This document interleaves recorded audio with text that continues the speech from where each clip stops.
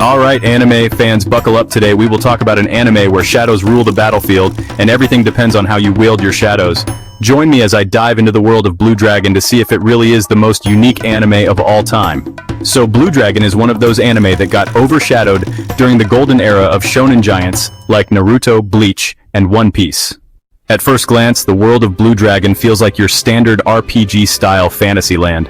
Floating continents, odd beasts, magical ruins. You know the drill.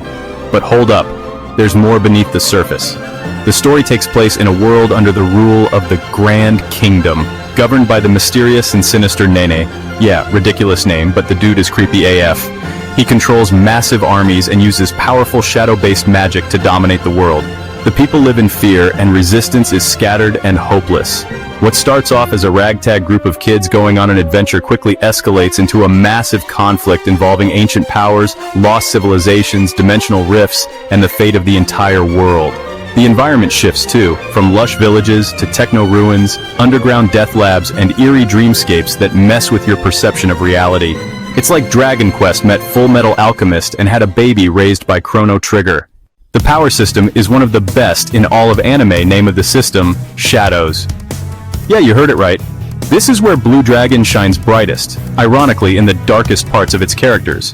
The entire battle system revolves around shadows, spiritual entities that manifest from a person's inner strength and willpower. Think of it like a fusion between JoJo's Bizarre Adventure stands and Persona summons. Each character's shadow has a different form and power set, which reflects their personality and growth throughout the series. The main character, Shu, has the Blue Dragon, a hulking beast made of raw power and pride. But it's not just about big shadow equals big power. The catch? You don't control your shadow at first. Shadows are volatile, wild, and if your will is weak, they'll tear you apart from the inside. Mastering them takes emotional growth, mental discipline, and sometimes literal trauma. It's not enough to just be strong. You need to be emotionally resilient and have purpose. Shadows can evolve, gain new forms, and even clash psychologically with their users. It adds serious stakes to the fights. You're not just watching characters punch things, you're watching them wrestle with inner demons, literally. Coming to the themes of the show, on the surface it looks like a kid's show. Bright colors, occasional goofiness, some awkward dubbing. Yes, especially in the early episodes. But underneath, Blue Dragon explores the cost of power. Not everyone can handle having a shadow, and the ones who do often suffer for it. Identity and inner conflict. Your shadow is a piece of you, but what happens when that piece doesn't agree with you? Corruption and control. The Grand Kingdom doesn't just rule with armies, they psychologically break people. Mind control, emotional manipulation, genetic experiments. This ain't Pokemon. Moral grayness. Allies turn villains, question their roles, and not everyone fighting for justice is a good guy. It's more layered than it gets credit for. Now, why new gen fans should watch it? You're probably neck deep in shows like Jujutsu Kaisen, Demon Slayer, and My Hero Academia. And while those are fine, some are even fantastic, there's a certain rawness and experimental energy in older series like Blue Dragon that today's polished, overproduced anime lack. Here's why you should watch it. 1.